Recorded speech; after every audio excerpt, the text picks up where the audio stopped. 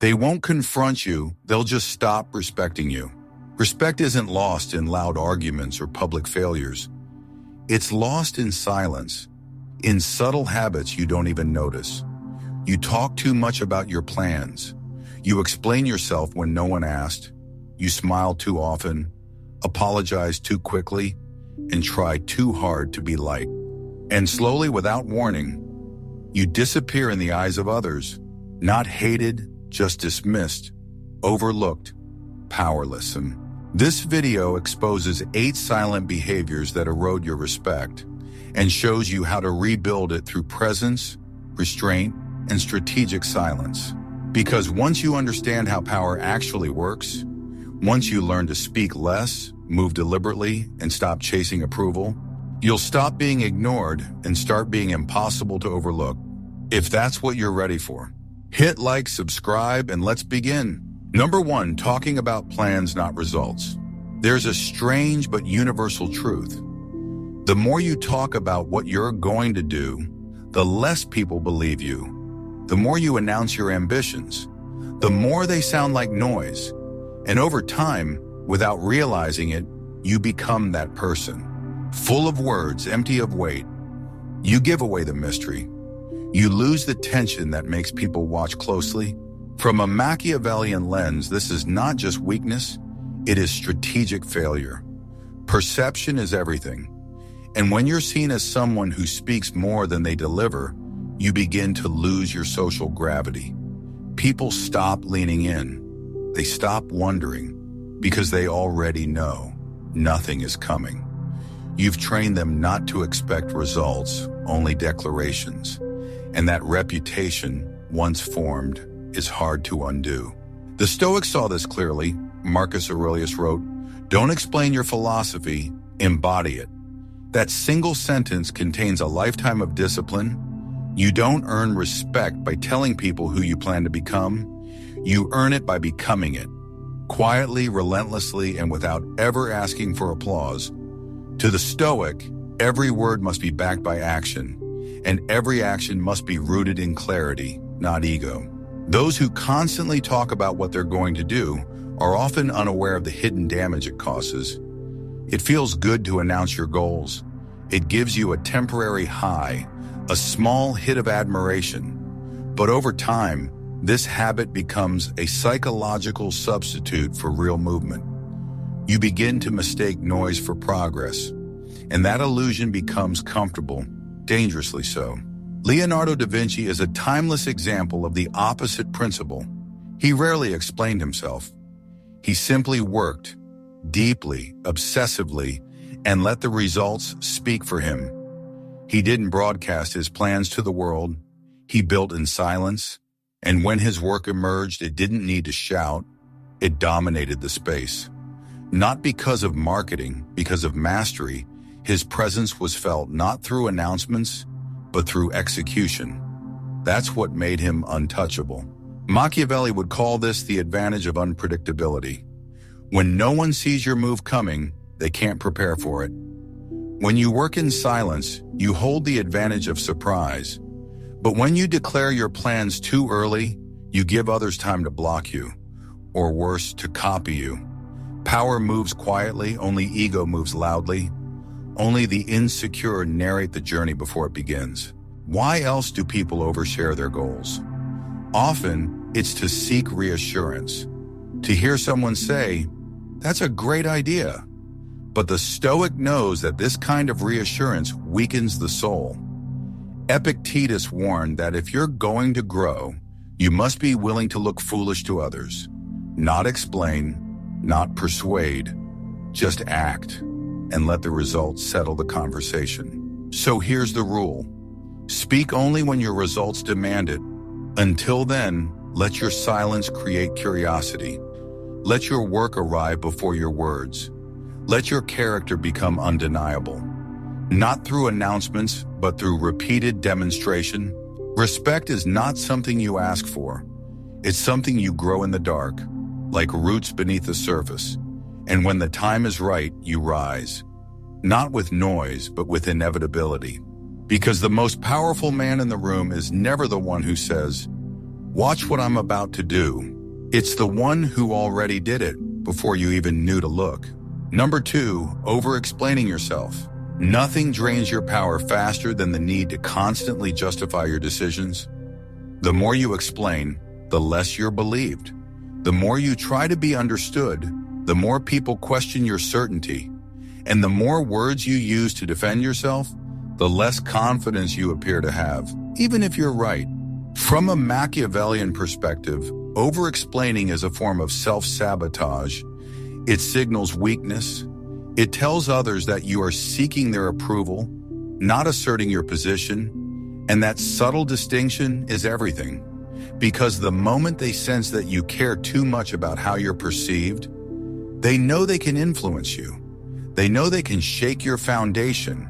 That makes you easy to predict and easier to dismiss. To the Stoic, this behavior reveals a deeper insecurity. The belief that you must be understood to be valid. Epictetus warned, if you want to improve, be content to be thought foolish and stupid. That's not a call to ignorance. It's a call to strength. He's saying stop chasing agreement.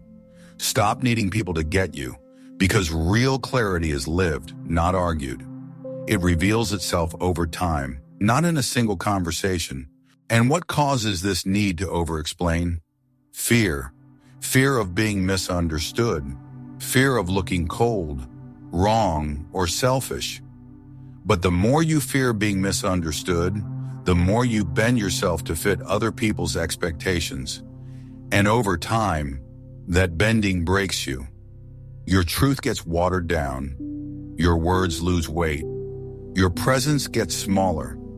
You begin to seek safety in explanation instead of courage and quiet conviction. Consider Steve Jobs. He was misunderstood for most of his career. He didn't soften his ideas just to be liked.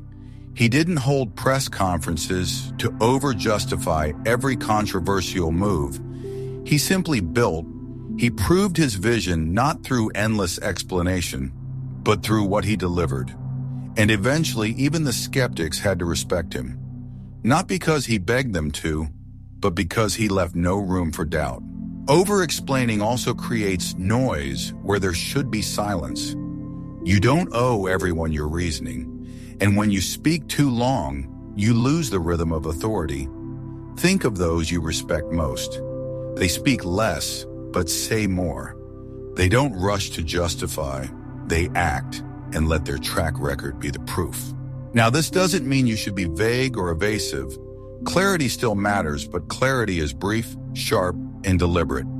It ends the conversation. Over-explaining, in contrast, tries to manage how others feel. It's more about emotional control than truth.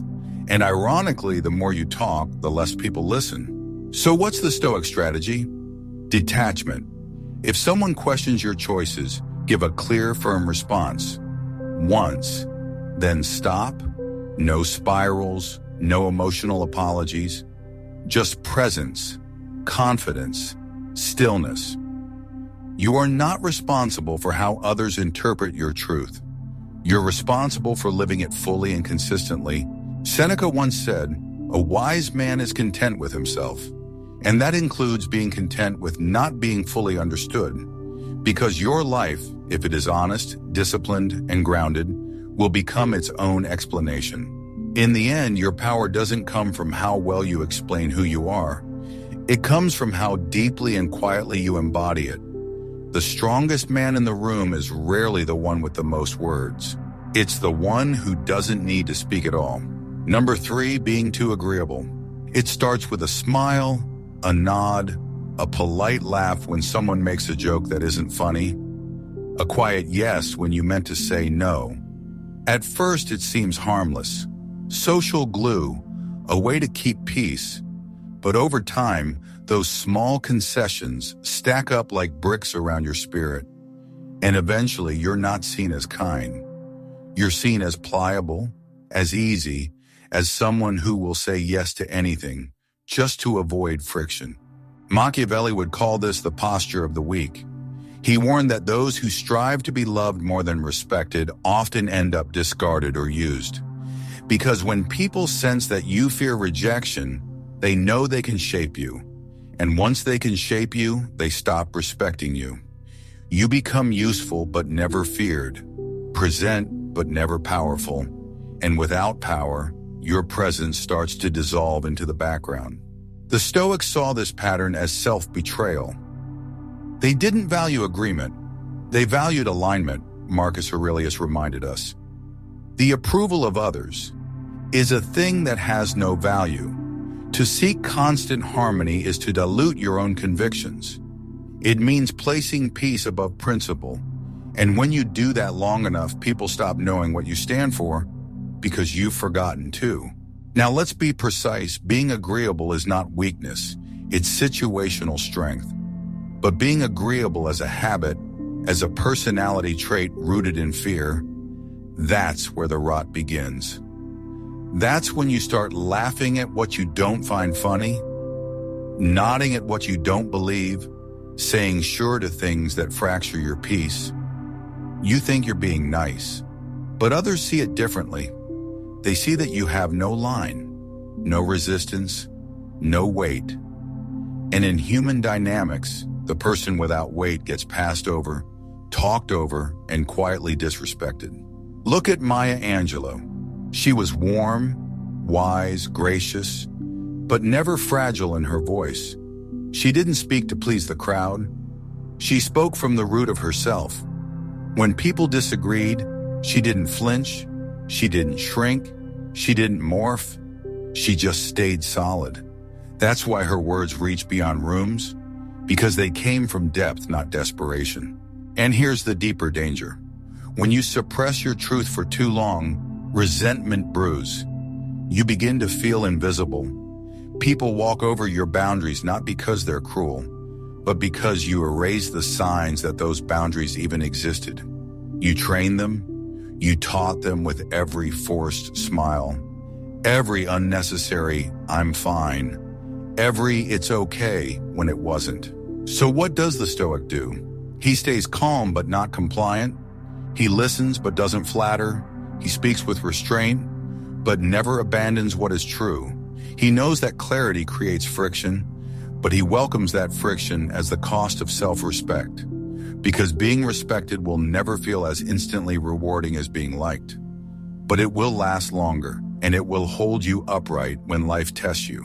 Agreeableness has a place, but if it becomes your identity, you become forgettable, and slowly your voice disappears from the room. Not because it was weak, but because it was too eager to blend in. So here's the rule. Don't fear disappointing others.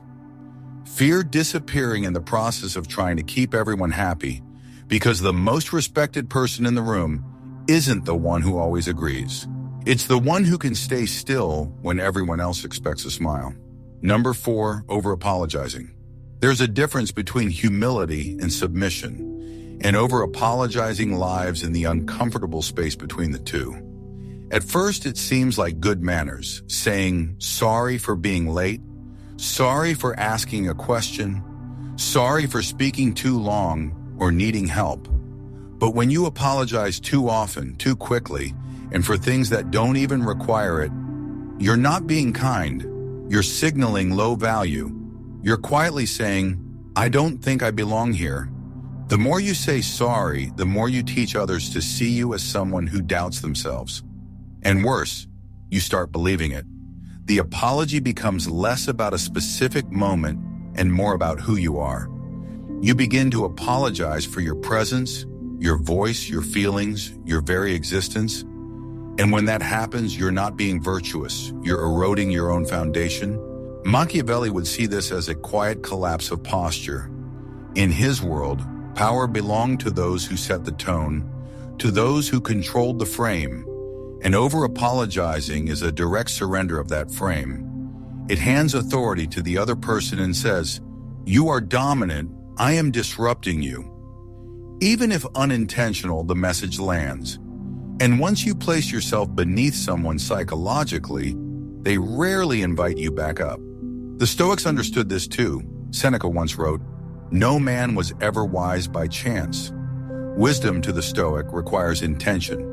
And intention begins with how you show up. verbally, physically, emotionally. An apology, when sincere and measured, is a mark of strength, but when used as a shield, as a reflex, or as a tool to avoid discomfort, it becomes a signal of internal chaos. Now consider how many apologies are completely unnecessary. Sorry, I'm so emotional. Sorry, just one more thing. Sorry, I didn't mean to take up your time. These phrases may sound polite, but they reveal a deeper fear. The fear of being seen, of taking up space, of being perceived as too much.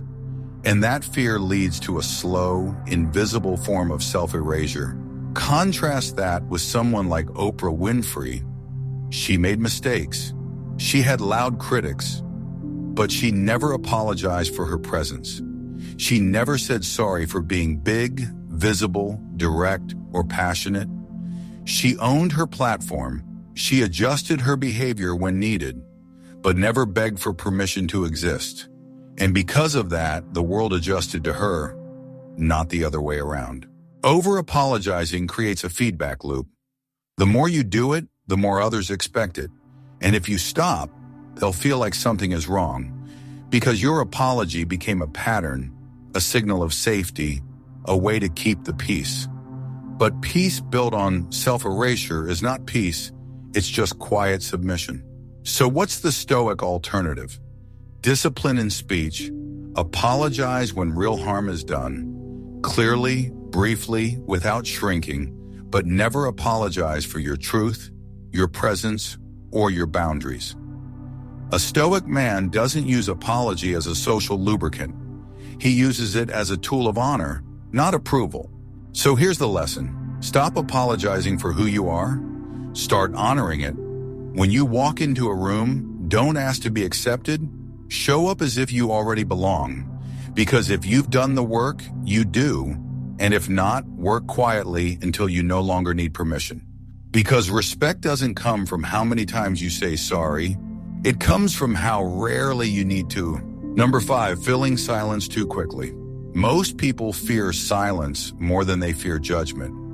In conversation, when the room goes quiet, even for a second, many rush to fill the gap. They speak to avoid awkwardness. They explain, ramble, over-elaborate. But what they don't realize is this. When you rush to fill silence, you're signaling insecurity. You're showing that you can't handle pressure, not physical but psychological. You're revealing a fear of being exposed to stillness. Machiavelli understood the power of strategic silence. In his world, the person who controls the rhythm of the conversation controls the dynamic of the relationship, and silence, when used with confidence, breaks rhythm. It interrupts momentum. It makes people lean in. Silence demands attention not by force, but by presence. And presence is the very currency of influence. The Stoics saw silence not as emptiness, but as a space charged with meaning. Epictetus said, "Let silence be your general rule, or say only what is necessary and in few words." Why? Because silence reveals the strength of your internal world. If you can sit with it, hold it, breathe in it, then you are not ruled by the opinions or pace of others. You are grounded, calm, sovereign. Let's be clear. Conversation is not performance. It's not about dominating airtime or proving wit. It's about exchange. And a powerful exchange is one that leaves space for thought, for reflection, for presence. When you speak too quickly, when you fear the pause, you rob yourself of that weight. Your voice becomes diluted, not because of what you said, but because of how fast you said it. And here's something few realize. When you speak without pausing, you don't give your words time to settle. You speak to be heard, not to be felt. And that's a problem, because in high-stakes moments, people don't remember everything you said. They remember how you made them feel. And silence, when used with intention, amplifies feeling. Look at someone like Barack Obama. His speeches weren't rushed. His tone wasn't desperate to be liked. He paused. He let the silence sit. And in doing so, He allowed each phrase to carry its own gravity. That silence wasn't accidental, it was deliberate. It's what made his communication so resonant. He didn't overpower the room. He allowed the room to come to him. And here's the truth. People who fear silence often fear what it might reveal. Their own doubt, their lack of clarity, their need for validation. But the Stoic is not afraid of that. He welcomes it because he knows that silence exposes only what was already there. And if you've done the inner work, you have nothing to fear. In fact, the ability to hold silence is a direct measure of internal power. The more at peace you are, the less you need to prove. The more clarity you have, the less you need to rush. The man who can let a pause stretch without panic, he is the one who others begin to readjust themselves around. So here's the discipline. When the silence comes, don't flinch. Don't fill it out of habit. Let it teach you. Let it expose who's grounded and who's performative. Use it as a sword, not a shield. Because when you can sit in silence, you no longer chase respect, you radiate it. Because the man who controls the silence doesn't just command the room. He is the room. Number 6, reacting emotionally to disrespect. They say disrespect cuts deep, but the truth is, your reaction determines the depth. Most people believe that to be strong, you must defend your name instantly, get angry, speak louder, push back. But here's the paradox. When you react emotionally to disrespect, you confirm that it reached you. You show the world that the other person holds power over your peace. And once they know they can get to you, they never stop. Machiavelli would call this a mistake of the impulsive. In his world, control was the highest form of power. And if someone can provoke you with a word, they already own part of you. You become reactive, predictable, easy to manipulate. The more emotionally charged you are, the less strategically useful you become. And your reputation suffers, not because you were disrespected, but because you lost control. The real damage isn't what they said, it's how visibly you cracked under it. The Stoics were uncompromising on this. Epictetus wrote, "If someone succeeds in provoking you, realize that your mind is complicit in the provocation." He's not telling you to become numb. He's telling you to become sovereign, to guard your peace like sacred ground. Because when your stability depends on other people's behavior, you're not in control. They are, and outrage may feel like strength in the moment. But in reality, it's a leash that someone else tugs whenever they please. Reacting emotionally to disrespect is tempting because it feels like justice. It feels like you're reclaiming your ground. But more often, it's just theater. You defend your pride, but you leak your power. You may shout back, but you look fragile. You might win the argument, but lose your positioning. Because people don't just remember what you said, they remember how little it took to make you break. Now contrast that with someone like Eleanor Roosevelt. She was attacked publicly, criticized unfairly, and dismissed repeatedly, especially as a woman in power. But she didn't flinch. She responded with calm. She stayed on message. She let her actions speak over time. She knew that attention is currency, and if you give it to your critics, you fund their influence. She chose instead to invest in her mission, not her enemies. There's a deeper principle at work. When someone disrespects you, they're baiting you. They want your energy, your attention, your presence, and every time you react in anger, sarcasm, or defensiveness, you give them what they couldn't earn through merit, your focus. But when you meet disrespect with silence, with stillness, with unshaken posture, you reveal the difference between noise and power. The Stoic understands. Calm is not weakness, it's command. To not respond doesn't mean you didn't feel it. It means you refuse to become it. You refuse to mirror what you despise. And that refusal, that's strength in its most disciplined form. So here's the practice. The next time someone disrespects you, pause. Don't flinch. Don't take the bait. Let the insult pass through you like wind through trees. Let your silence answer what your ego wants to scream, because real power doesn't react. It decides with clarity, with dignity, without noise. And the man who stays calm while being provoked, he's the one everyone ends up watching. Not because he fought back, but because he didn't need to. Number 7, repeating yourself when ignored. There's a kind of silence that cuts deeper than words. It's when someone hears you, but chooses not to respond. And most people in that moment can't handle it. They panic. They explain again. They raise their voice. They try harder to be understood. But what they don't realize is this. The more you repeat yourself after being ignored, the more invisible you become. You think you're asserting strength, but you're actually exposing need. You're showing that you depend on their attention to feel real, and the moment someone senses that, your respect begins to erode. Quietly, permanently. Niccolo Machiavelli understood this perfectly. In his view, power was rarely lost in dramatic confrontations. It was lost in small, revealing gestures, like repeating yourself to someone who has already chosen not to listen. Because if you truly had authority, you wouldn't need to say it twice. You wouldn't chase acknowledgement. You would let silence expose their disregard. The Stoics, too, warned about this trap. Marcus Aurelius once wrote, "The opinion of 10,000 men is of no value if none of them know anything about the subject." In other words, don't hand your peace to people who aren't qualified to receive it. And more importantly, don't let their silence make you doubt your truth. Say what needs to be said once, and then hold your ground, because repeating yourself is often not about clarity. It's about fear.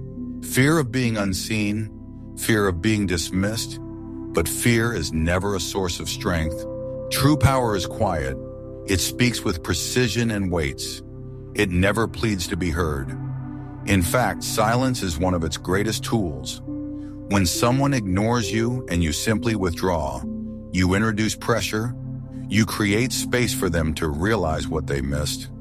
And if they don't, you still win, because you didn't give them control over your center. Look at J.K. Rowling. Before she became a household name, she was rejected by 12 publishers. But she didn't rewrite her story to fit their expectations. She didn't plead or explain herself again and again. She stood firm. And when the right publisher finally said yes, the world was changed. Not because she got louder, but because she refused to water down what she knew had value. She didn't chase their attention. She stayed aligned with her vision. That's the Stoic principle. Don't let someone's silence make you abandon your voice. If they don't respond, let them sit with that choice. You don't need to repeat yourself. You need to become someone whose presence is felt, even in absence. Someone whose value speaks through stillness. The moment you repeat yourself to be taken seriously is the moment you signal that you weren't serious the first time. But when you speak once, calmly, clearly, and then withdraw, your words gain weight because you're no longer seeking to be heard. You're simply standing in what's true. So when you feel the urge to repeat yourself, pause, don't react. Let silence be the test. If they circle back, fine. If not, even better, you've just revealed who listens with respect and who only hears what flatters their ego. Because the man who only says it once, he's the one they remember. Not because he demanded attention, but because he never needed to. Number 8, constantly seeking eye contact. Respect is often lost not through what you say, but through what your body reveals. One of the most overlooked ways we unconsciously signal neediness is by constantly seeking eye contact, especially in moments of tension. We look too long, too eagerly, hoping to be seen, approved, and emotionally reassured. But the more you seek that connection, the more you reveal something deeper. Your craving for validation, and in high-stakes environments, that craving costs you power. Let's be clear, Eye contact in itself is not weak, it can be powerful, but like all tools, its strength depends on intention. When you use it to observe, to measure, or to assert calm presence, it strengthens your position. But when you use it to chase approval, it weakens you. It signals that your emotional equilibrium depends on how others look at you. And that's a dangerous place to operate from. Machiavelli would see this as a subtle form of dependence. A prince, he argued, must never appear to rely on the opinions of the crowd. And in the same way, you must never appear to depend on the gaze of others to feel stable. Because the moment your self-worth becomes contingent on eye contact, you're no longer leading the interaction, you're following it. The Stoics, especially Epictetus, emphasized the importance of internal authority. He taught that freedom begins the moment you no longer look outside yourself for confirmation. In his words, if someone succeeds in provoking you, realize that your mind is complicit in the provocation. The same logic applies to approval. If someone's eye contact or lack of it can destabilize you, it means you haven't anchored yourself yet. You're still performing for the room. Now consider someone like Steve Jobs. He was known for long pauses, for looking away mid-conversation. Not because he was rude, but because he wasn't performing. He was filtering, observing, choosing when and how to direct his energy. He wasn't looking for validation. He was commanding presence by not needing it. You must learn the same discipline. Eye contact should be deliberate, not desperate. A glance can hold authority. A pause can assert command, but constant, searching eyes expose emotional hunger. And the moment people sense that hunger, they know they have leverage. They know you need something from them, and that makes you easy to control. Instead, cultivate stillness. Let your gaze be selective. You don't need to stare people down. You only need to show that your sense of presence isn't up for negotiation. That your energy enters a room with or without applause, that you don't need to be constantly seen to know your value. The person who constantly seeks eye contact is really seeking affirmation, but the person who commands respect doesn't chase it. They radiate it. They know who they are, and that knowing is visible even in silence, even with eyes turned away.